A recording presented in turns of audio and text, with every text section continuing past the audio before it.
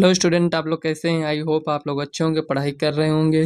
तो फ्रेंड्स, आज की इस वीडियो में हम प्रश्नावली 6.1 को कवर करेंगे। अगर आपने इसके पहले की वीडियो नहीं देखी है तो आप चैनल के प्लेलिस्ट में जाकर इसके पहले की वीडियो देख लीजिएगा। हमने उस वीडियो में इस चैप्टर का बेसिक कवर कराया है। अगर आपने इसके पहले की वीडियो नहीं देखी है तो आपको ये एक्सरसाइज नहीं समझ में आएगी। तो चलिए वीडियो को स्टार्ट करते हैं। तो फ्रेंड्स, इसमें दिया है 6.1 में कोष्ठकों में दिए शब्दों में से सही शब्दों का प्रयोग करते हुए रिक्त स्थानों को भरिए। तो इसमें दिया है पहले में सभी वृत्त होते हैं डॉट डॉट होते हैं। तो फ्रेंड्स, इसमें आपको दो ऑप्शन दिया है, इसमें हमें एक को इसमें फिल करना है। तो यहाँ आप क्या लिखेंगे, सर्वांगसम लिखेंगे या समरूप लिखेंगे? तो फ्रेंड्स, अगर आपने बेसिक वीडियो नहीं देखा है तो हो सकता है आपको नहीं समझ में आए। अगर आपने देखा है तो आप इसमें से ज़रूर फिल कर सकते हैं। तो फ्रेंड्स, इसमें आपका होगा समरूप। सभी वृत्त होते हैं समरूप, मतलब कि सर्वांगसम क्यों नहीं होगा, इसे हम आपको कैसे बताएं? तो देखिए, जैसे सर्वांगसम सर्वांगसम में क्या होगा, सभी वृत्त। मान लीजिए एक छोटा वृत्त लेते हैं और एक बड़ा वृत्त लेते हैं। तो फ्रेंड, छोटे वृत्त की त्रिज्या कम होगी, बड़े वृत्त की त्रिज्या ज़्यादा होगी। तो अगर हम उसको एक ऊपर एक रखते हैं, ऐसे समझ लीजिए कि अगर एक के ऊपर एक उसको हम रखते हैं तो क्या वो पूरी तरह से ढक लेगा? नहीं ढकेगा। लेकिन ये जो समरूप होता है, ये सभी वृत्त समरूप। तो इसमें हमें क्या देखा जाता है कि जो शेप है, शेप मतलब जैसे छोटा वृत्त और एक बड़ा वृत्त लिए हैं, तो इसमें हमें सिर्फ शेप देखा जाता है। तो मतलब एक ही शेप के हैं कि नहीं, जैसे ये भी वृत्त है और जो बड़ा वृत्त है वो भी वृत्त है। तो हमें केवल इसमें ये देखा जाता है, इसलिए ये समरूप होगा। तो चलिए नेक्स्ट क्वेश्चन देख लेते हैं। तो फ्रेंड्स, यहाँ हम इस तरह लिखेंगे प्रश्नावली 6.1 में जो है सभी वृत्त समरूप होते हैं। तो जो डॉट डॉट था उसको हम यहाँ पर फिल कर देंगे। तो नेक्स्ट क्वेश्चन है, तो फ्रेंड्स इसमें दिया है नेक्स्ट में सभी वर्ग डॉट डॉट होते हैं समरूप या सर्वांगसम। तो फ्रेंड्स, वर्ग मतलब कि जैसे आपने वृत्त देखा उसी प्रकार से वर्ग भी होगा। तो ये सभी वर्ग समरूप होते हैं, सर्वांगसम नहीं, क्योंकि वर्ग छोटे बड़े कुछ भी हो सकते हैं। मतलब छोटे बड़े मतलब कि साइज सबका अलग अलग हो सकता है। तो इसमें क्या आप फिल करेंगे, समरूप। और थर्ड में है सभी डॉट डॉट त्रिभुज समरूप होते हैं, मतलब सभी समद्विबाहु त्रिभुज समरूप होते हैं या सभी समबाहु त्रिभुज समरूप होते हैं। तो फ्रेंड्स, एग्जाम्पल में हमने आपको ये क्वेश्चन भी बताया था। ये जो क्वेश्चन अभी हमने आपको यहाँ पर कराया है, इस क्वेश्चन का आंसर हमने एग्जाम्पल में बताते समय आपको वैसे भी दे दिया है, अगर आपने इसके पहले की वीडियो देखी होगी तब। तो देखिए फ्रेंड्स, इसमें क्या होगा, समबाहु होगा, सभी समबाहु त्रिभुज समरूप होते हैं। समद्विबाहु क्यों नहीं होगा? तो आप इसको समझ सकते हैं कि इसके हेल्प से, जैसे इसमें है उसी टाइप से ये भी है। तो इसमें देखिए क्या होगा, भुजाओं की समान संख्या वाले दो बहुभुज समरूप होते हैं यदि। तो भुजाओं के समान संख्या वाले दो बहुभुज समरूप होते हैं यदि उनके संगत कोण डॉट डॉट हों तथा उनकी संगत भुजाएं। इसमें भी हमें फिल करना है। तो बराबर को पहले लिखेंगे या समानुपाती को पहले लिखेंगे? तो यहाँ आप देखिए, भुजाओं की समान संख्या वाले दो बहुभुज समरूप होते हैं यदि उनके संगत कोण क्या हो, बराबर होनी चाहिए। संगत कोण बराबर, समानुपाती नहीं, बराबर होने चाहिए। तथा उनकी संगत भुजाएं समानुपाती होनी चाहिए, मतलब उनका अनुपात समान, मतलब हर में मतलब होना चाहिए। अंश और हर मतलब जैसे 1/2 है और दूसरा भुजा लेंगे, मतलब दोनों त्रिभुज के, तो 1/2 1/2 दोनों में आना, तीनों में आना चाहिए। तो वही इसमें कह रहा है समानुपाती होनी चाहिए, मतलब बराबर अनुपात में होना चाहिए। समानुपाती मतलब होता है बराबर अनुपात। तो आप यहाँ समझ गए होंगे कि यहाँ पर बराबर फिल करेंगे और यहाँ पर समानुपाती। तो इसमें कह रहे हैं निम्नलिखित युग्मों के दो भिन्न भिन्न उदाहरण दीजिए। तो फ्रेंड्स, इसमें हमें समरूप आकृतियाँ और ऐसी आकृतियाँ जो समरूप नहीं है, इसमें आपको एग्जाम्पल लेकर बताना है। तो फ्रेंड्स, ये जो अभी हमने आपको बताया है तो इसको फिल किए हैं। तो चलिए इसको पहले इसको कैसे लिखेंगे देख लेते हैं। तो फ्रेंड्स, यहाँ आप देख सकते हैं पहला दूसरा तीसरा और चौथा यहाँ हमने लिखा है सभी वृत्त समरूप होते हैं, सभी वर्ग समरूप होते हैं और सभी समबाहु त्रिभुज समरूप होते हैं। भुजाओं की चौथा है भुजाओं की समान संख्या वाले दो बहुभुज, मतलब इसमें जो ये दिया भुजाओं की समान संख्या, मतलब ऐसा नहीं है कि आप एक त्रिभुज ले लिए और एक चतुर्भुज ले लिए, मतलब जैसे वर्ग या आयत कुछ ले लिए, तो हमें उस तरह नहीं लेना है। हम अगर वर्ग लिए हैं तो वर्ग दूसरा भी लेंगे, त्रिभुज लिए हैं तो त्रिभुज भी दूसरा लेंगे। तो वही इसमें लिखा है भुजाओं की समान संख्या। जैसे हम त्रिभुज लेंगे और आयत लेंगे तो त्रिभुज में तो 3 ही भुजाएं होंगी और आयत में कितना होगा, 4 भुजाएं होंगी।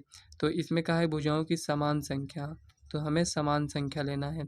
वाले दो बहुभुज समरूप होते हैं यदि, हम समरूप कब कहेंगे, यदि उनके संगत कोण बराबर हों तथा संगत भुजाएं समानुपाती हों।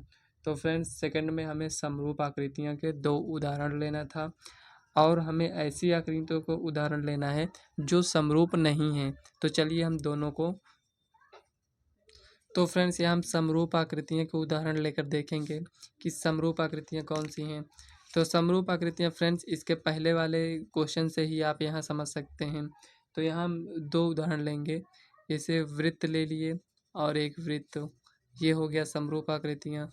एक वर्ग ले लिए और दूसरा भी वर्ग ले लिए, इस तरह। तो ये सभी समरूप आकृतियाँ हो गई। और जो समरूप आकृतियाँ नहीं हैं उन्हें हम कैसे इसको सॉल्व करेंगे। तो फ्रेंड्स यहाँ हमें 2 आकृतियाँ लेनी है समरूप की। तो यहाँ लिखेंगे सभी वृत्त, ये हो गया। और ये क्या है, वर्ग, सभी वर्ग। तो फ्रेंड्स यहाँ आप लिख सकते हैं सभी समबाहु त्रिभुज। तो हमें 2 ही एग्जाम्पल लेना था, तो यहाँ हम 2 ही एग्जाम्पल लेंगे। जो समरूप आकृतियाँ नहीं हैं उन्हें हम यहाँ चलिए एग्जाम्पल में लेते हैं।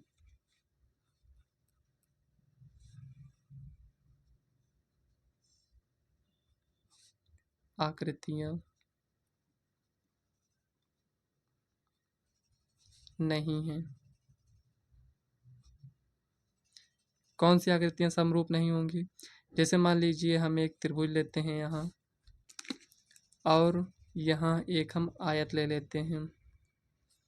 तो क्या ये समरूप आकृतियाँ हैं, नहीं हैं। तो यहाँ हम लिखेंगे एक आयत, सॉरी एक त्रिभुज और एक आयत, एक आयत।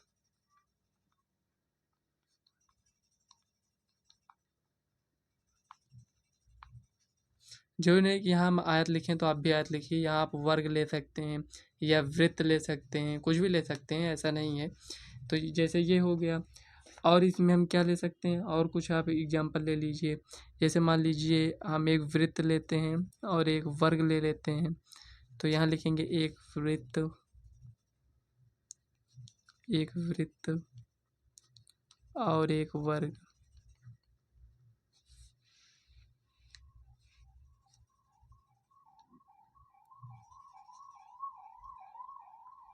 ये हो गया।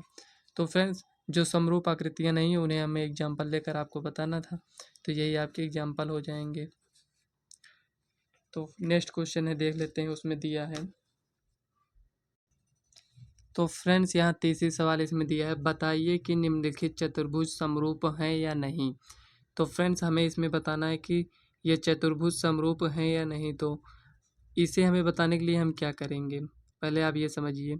जैसे हमें इस तरह दे दिया गया और हमें ये बताना है कि समरूप है या नहीं। तो समरूप है या नहीं तो इसके कुछ कंडीशन होंगे, तभी हम जान सकते हैं कि ये है या नहीं। तो आप यहाँ देख सकते हैं, क्या इसमें शेप समान है। ये आपको एक वर्ग दिख रहा है और ये आपको क्या दिख रहा है, ये एक समांतर चतुर्भुज है। तो फ्रेंड्स इसमें हमें तो भुजाएं तो अनुपातिक मिल जाएगा। जैसे ये 1.5 है, 1.5 सेंटीमीटर मतलब 1.5 सेंटीमीटर, ये कितना है 3 सेंटीमीटर। तो इसका अगर हम अनुपात निकालेंगे तो भुजाएं अनुपातिक, मतलब इसका अनुपात निकालेंगे तो कितना आएगा। इसको ऊपर लिखेंगे, इसको हर में लिख, मतलब अंश और हर में लिखेंगे। तो चलिए हम इसको कॉपी में समझ लेते हैं। तो फ्रेंड्स इसी टाइप की आकृति आपके बुक में बनी है। तो इसमें 1.5 सेंटीमीटर, 1.5 सेंटीमीटर ये सब दिया है। और ये जो वर्ग बना है ABCD, ये 3-3 सेंटीमीटर का बना है। तो इसमें समरूप होने के लिए हमें इसका ये जो 1.5 सेंटीमीटर, 1.5 सेंटीमीटर दिया है, ये 3 सेंटीमीटर है। तो हमें इसकी भुजाएं बराबर होने की आवश्यकता नहीं है, भुजाएं लेकिन अनुपातिक होना चाहिए। अनुपातिक मतलब जैसे पी एस का अनुपात निकालेंगे, P S upon A D. देखिए friend, P S upon A D निकालेंगे, ये हुआ तो कितना आएगा 1.5 अपान 3, तो ये 1/2 आ जाएगा। इस तरह आया। अब इसको देखिए एस आर या आर एस आप इसको लिख सकते हैं। तो सी डी इक्वल टू कितना है 1.5 अपान 3, 1/2 आया। इसी प्रकार हम सबको निकालेंगे तो इसका अनुपात सबका तो बराबर आ जाएगा। लेकिन क्या ये एक कंडीशन से ही हम बता देंगे कि ये समरूप है कि नहीं? हमें दो कंडीशन बराबर होना चाहिए। तो भुजाएं तो समानुपाती हैं, ठीक है, हमें पता है, लेकिन क्या इसके संगत कोण बराबर हैं? तो ये देखिए प्रत्येक कोण कितना है 90 है, क्योंकि ये वर्ग है, वर्ग के प्रत्येक कोण 90 अंश के होते हैं। तो फ्रेंड्स, ये जो आपका समांतर चतुर्भुज दिख रहा है एक प्रकार से, तो इसमें आप देख सकते हैं ये समांतर चतुर्भुज है और एक ये वर्ग, इसको हम नहीं कह सकते हैं। क्यों नहीं कहेंगे? क्योंकि ये 90 का है, लेकिन ये आपको 90 नहीं दिख रहा होगा, ये 90 नहीं है। तो ये 90 नहीं है, तो इसका मतलब ये जो संगत कोण है ये तो 90 है ये, लेकिन हमें नहीं दिया है कितना है, लेकिन ये तो पता है कि ये 90 नहीं है, तो इसमें संगत कोण बराबर नहीं है। तो हम कह सकते हैं कि दोनों आकृतियां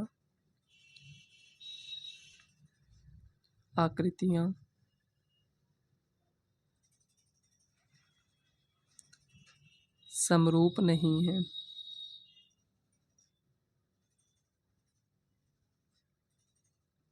क्योंकि इनके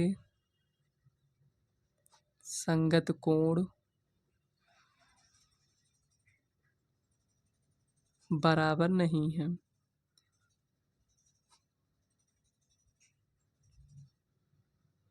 फ्रेंड्स, तो आपको ये समझ में आ गया होगा। तो फ्रेंड्स, इस एक्सरसाइज में ये 3 ही क्वेश्चन तक था। तो यहाँ अगर आपको इसमें कोई भी डाउट है तो आप कमेंट करिएगा। तो फ्रेंड्स, इस वीडियो को हम यहीं तक रखते हैं। जो इसकी एक्सरसाइज नेक्स्ट है 6.2, उसको हम नेक्स्ट वीडियो में कवर करेंगे। अगर वीडियो आपको पसंद आए तो वीडियो को लाइक व चैनल को सब्सक्राइब कर लीजिएगा और इस वीडियो को अपने फ्रेंड्स को ज़्यादा से ज़्यादा शेयर करिएगा। तो चलिए मिलते हैं नेक्स्ट वीडियो में, तब तक के लिए बाय।